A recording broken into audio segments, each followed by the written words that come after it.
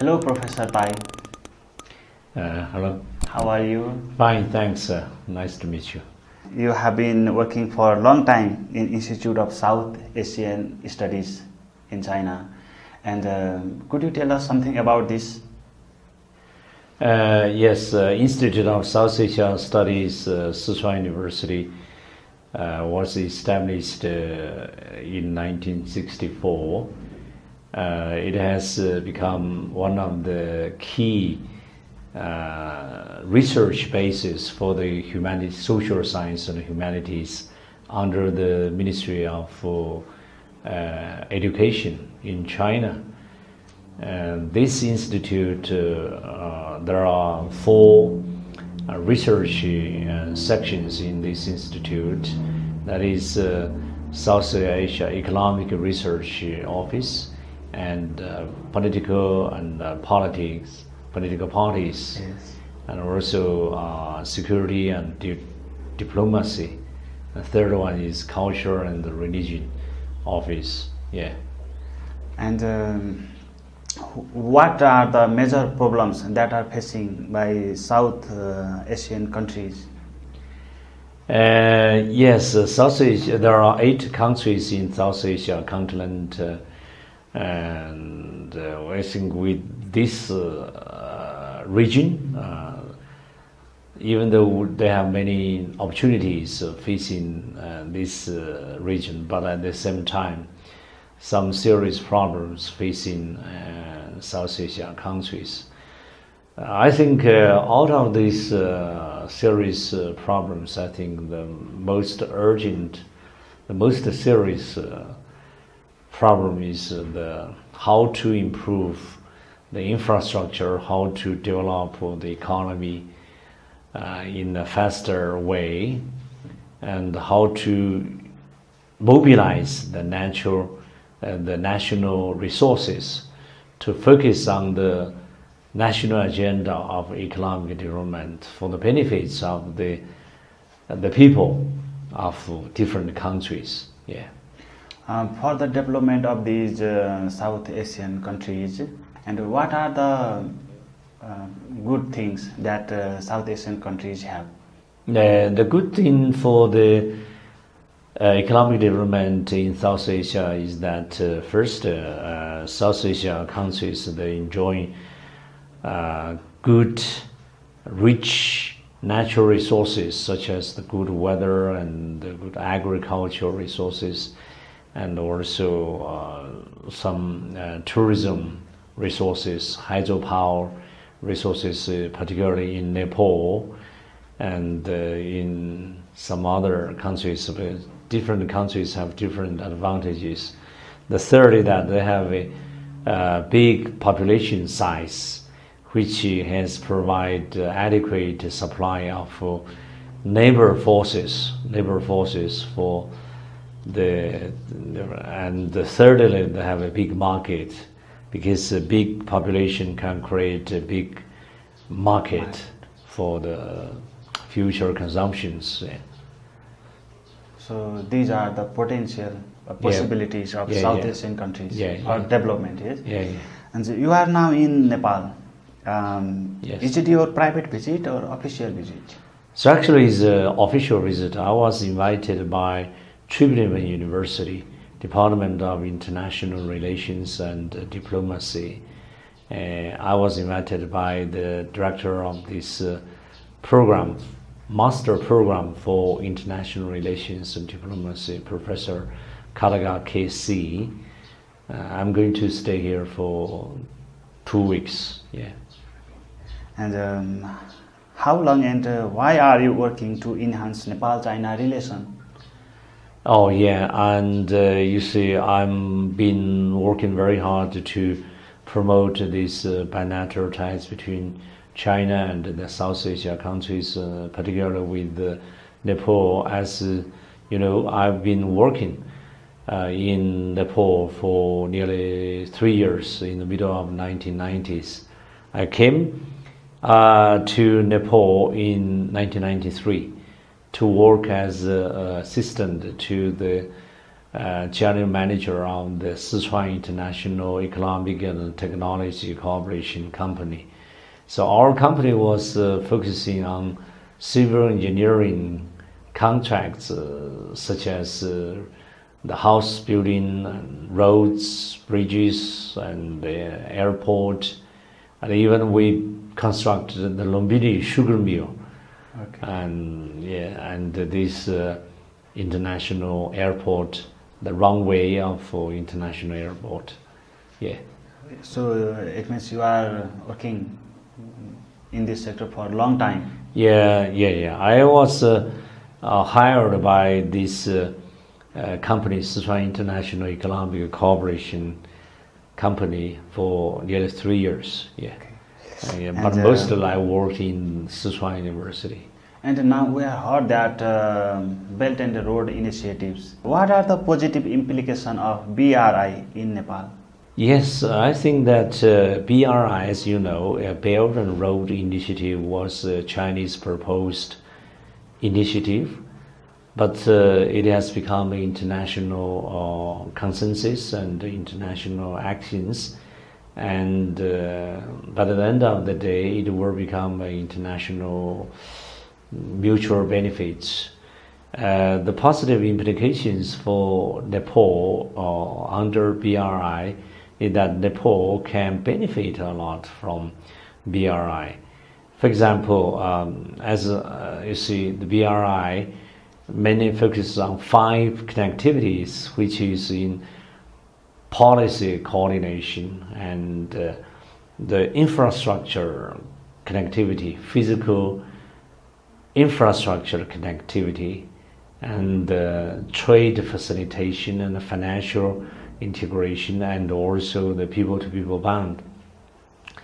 So I think Nepalese government signed a MOU with China, and so during all these 2 visits to China, a lot of agreements were signed between these 2 countries, and some agreements have been implemented and is in the process of being implemented. Within these 5 connectivities, I think Nepal can play a very positive role, and at the same time Nepal can benefit from BRI initiative by working together with China, with other countries, to maximize its advantages. Okay. Right. And in your view, how is Nepal-China relation nowadays? Oh, I think that China and Nepal bilateral relations is actually experiencing the best period of time. Ever since the former diplomatic ties was established in the 1950s, China and Nepal maintained very good and friendly relations with each other, whether it's in the monarchy rule or in the republic period of time. It means in your view that Nepal-China relation is very good. Very good. Yes. Then why people are afraid from BRI as a death trap for Nepal? And what is your opinion about this prediction? What do you mean is death or date? Death trap. Or date trap. So I think there is a wrong idea to think that Nepal is going to face a death trap for Nepal to engage in BRI. And who spread such rumors? Yeah, because I don't think that the one who said that the date trap, they created the word, once you accept some dates and get some foreign direct investment, you will fall in trap of dates.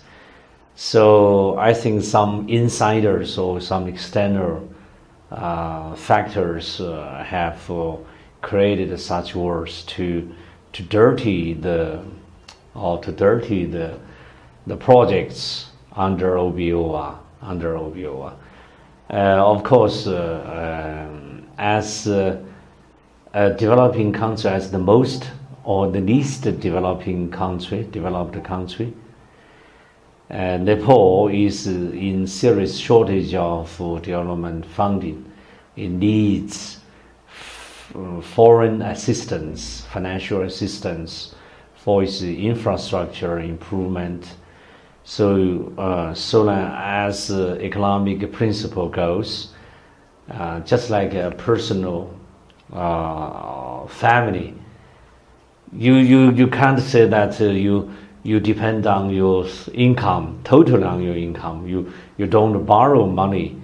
For example, you buy a house or you buy a car, you can do it on an installment or on a mortgage basis. The same is true for a country. Just like China, when in 1978, when China adopted the policy of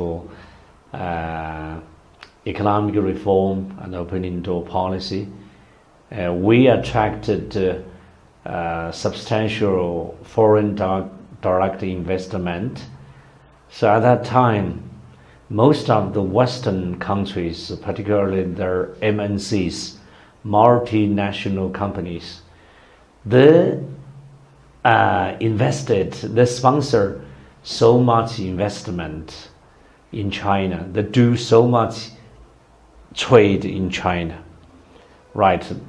China introduced FDI. China has become one of the largest introducer of foreign direct investment in 1980s, 90s, and even when China enters the new millennium, new century.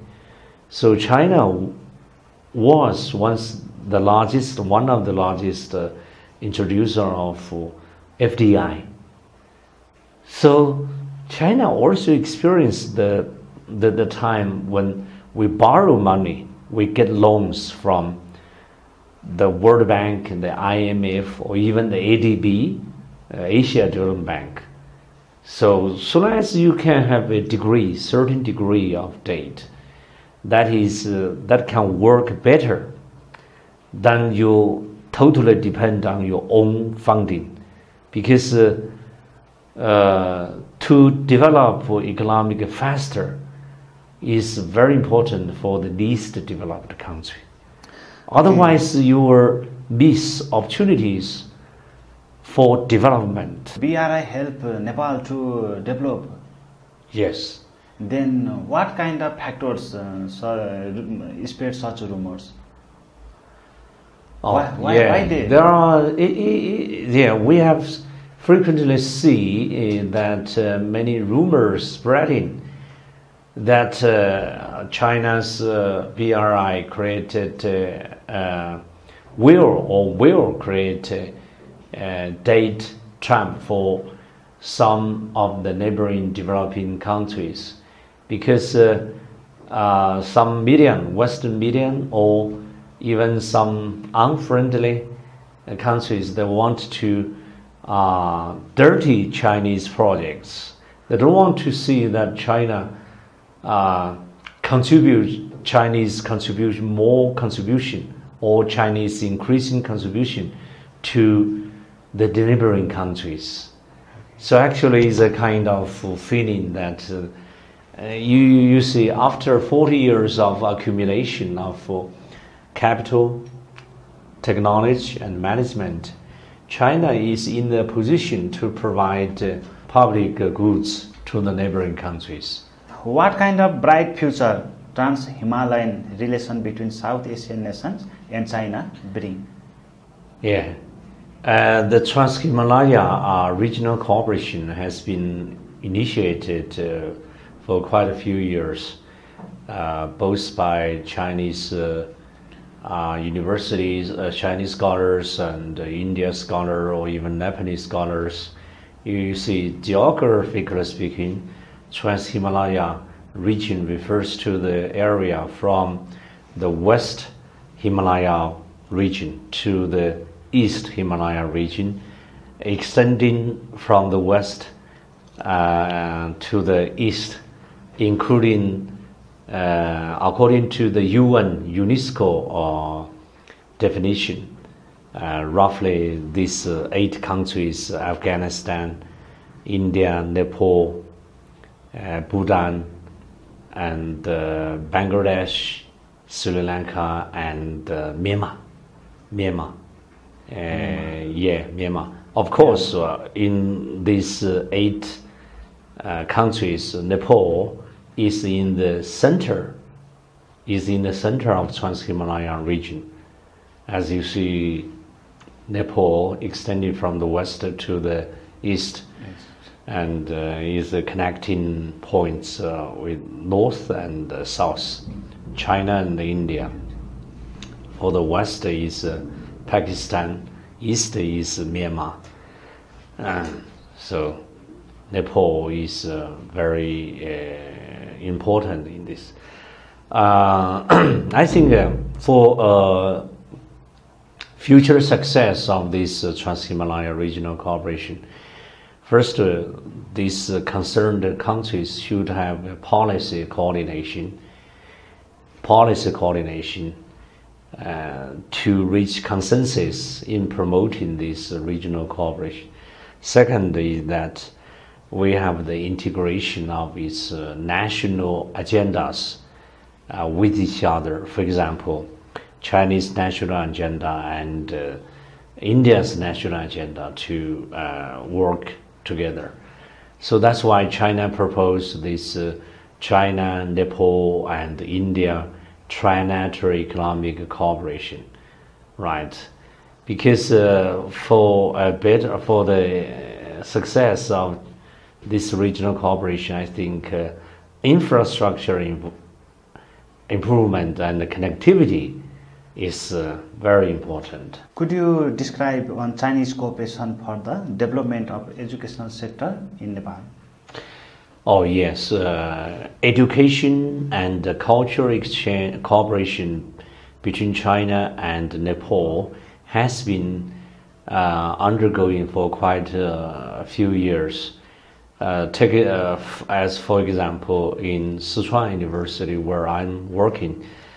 2 years ago, we signed a MOU with the Tribhuvan University to set up a short-term program entitled the Belt and Road Initiative, that is joint program for master degree students training program.